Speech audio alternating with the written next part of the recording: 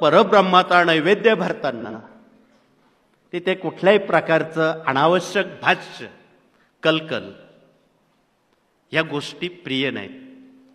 तुम्ही इथल्या ज्योतिर्लिंगातलं बघा, इथे आमचे आप्पासाहेब शिकरे बसलेत.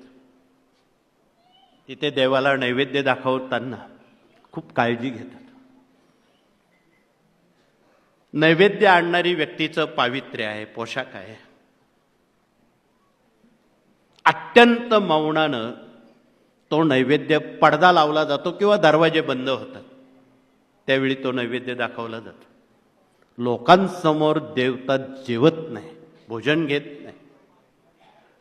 या साऱ्या बाबी देशभरातली जी महत्वाची देवस्थानं आहेत, ज्योतिर्लिंग आहेत, बालाजी आहेत, मदुराई मीनाक्षी आहे, इथे नैवेद्य भरताना आजही या साऱ्या गोष्टी लोक तिथे कटाक्षानं पाळतात.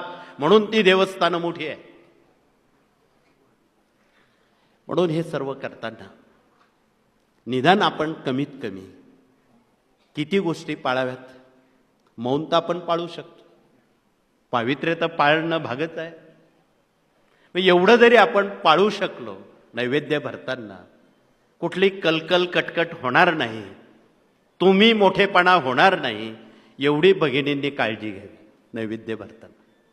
नैवेद्य कसा भरावा हे मराठी अस्मितेमध्ये गेली 60 वर्ष सांगत आलेले आहेत ते ग्रंथ. त्यात चौकोनी मंडलापासून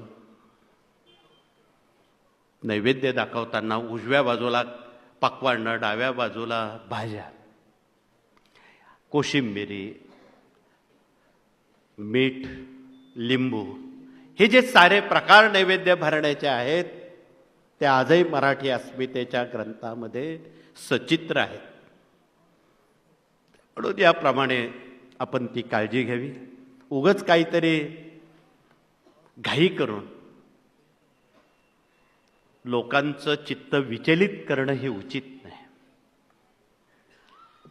या सर्व बाबी अत्यंत प्रासादिक आणि मनोभावे व्हाव्यात हा आशय आहे.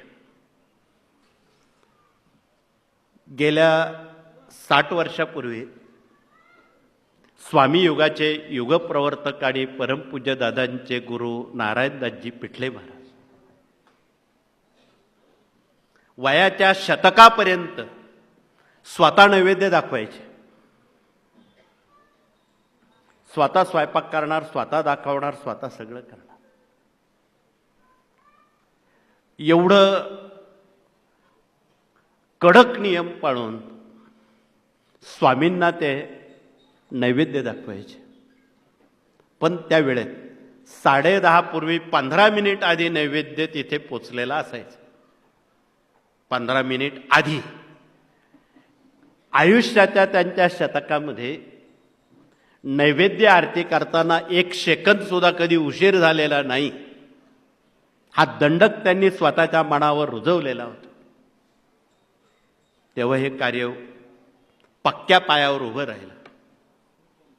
म्हणून पाया जर पक्का असेल तरच इमारत उभी राहते.